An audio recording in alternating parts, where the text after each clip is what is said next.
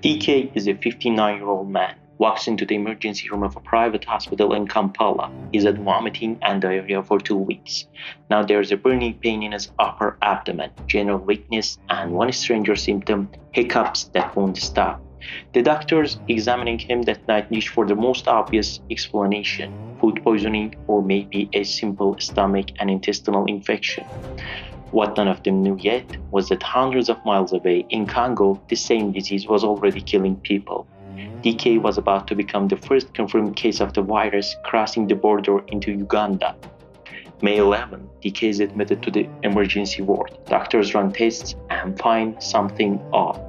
His blood sugar is abnormally low, a condition called hypoglycemia, usually seen in diabetics or people who have gone without food for a long time, not in a patient with ordinary GI symptoms. The working diagnosis lacked in his chart suspected gastrointestinal infection with bacteria entering the bloodstream, plus early kidney injury. May 12, DK isn't improving. The weakness, nausea, and vomiting continue. A more concerning sign appears. His urine output drops, meaning his kidneys are struggling. The low blood sugar returns too. May 13, everything gets worse at once. DK develops difficulty breathing, his fever comes and goes. The team starts dialysis. His lungs are filling with fluid.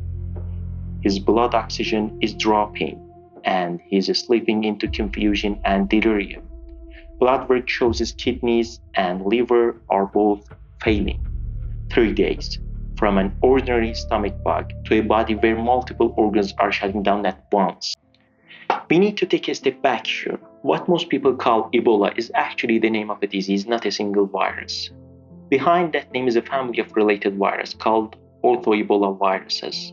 The most famous member of that family is the one behind the massive West Africa outbreak of 2014 to 2016. That's where most people's mental image of Ebola comes from.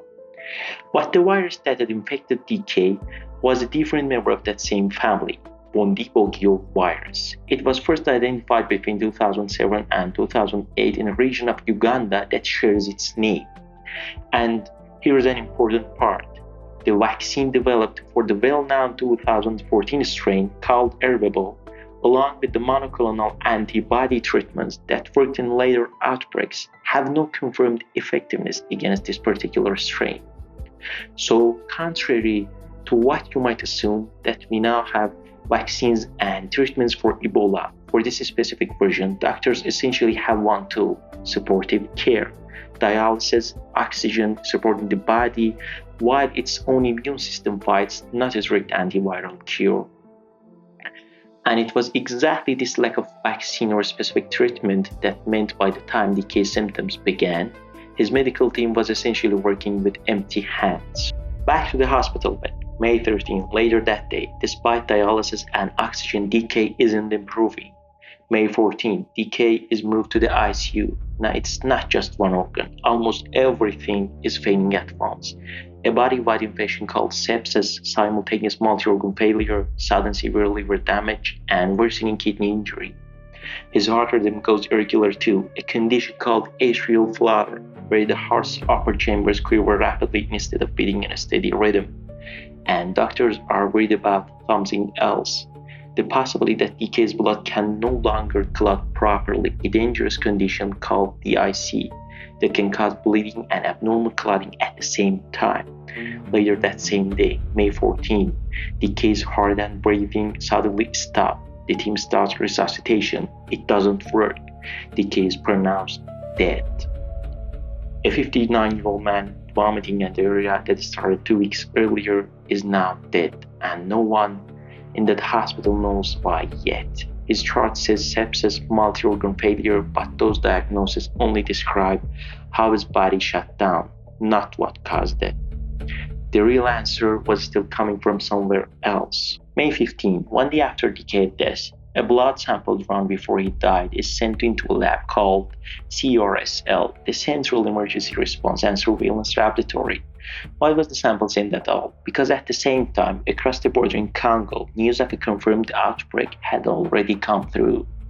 One doctor in Uganda made a guess, maybe DK's strange combination of symptoms, the low blood sugar, the relentless hiccups, The simultaneous organ failure had nothing to do with food poisoning at all.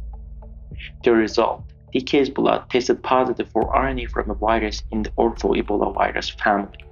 A more precise test, RT-qPCR, confirmed it, Bundibugyo virus.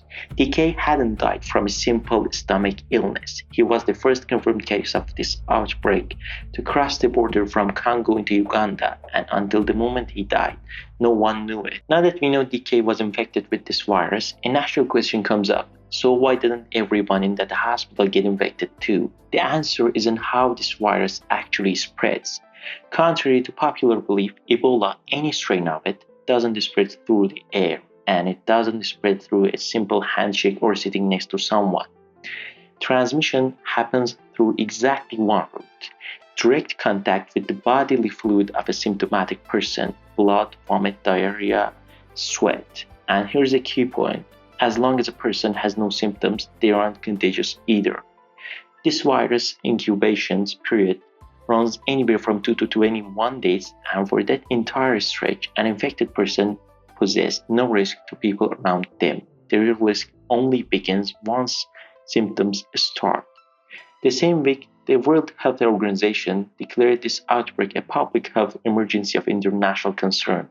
The US Centers for Disease Control and Prevention was assessing the risk of it spreading to the US and becoming a global pandemic as low. The danger was real, just not in a way a lot of people assumed. Before I wrap up, I put together something that I think will actually help. A one-page summary of Ebola's warning sign and basic prevention steps. Exactly the kind of thing that if a doctor in that Kampala hospital had had it on hand, might have raised suspicion sooner. Just subscribe and grab it from the link in the description. Back to that night in Kampala. At the time, no one in that private hospital knew they were looking at the first confirmed case of this virus crossing an international border. A virus that was killing people hundreds of miles away managed to slip across a border quietly, wearing nothing more than a symptom as ordinary as nausea. And maybe that's the scariest part of this story. Not a careless airport, not an obvious failure, just a disease that knew how to look like something else.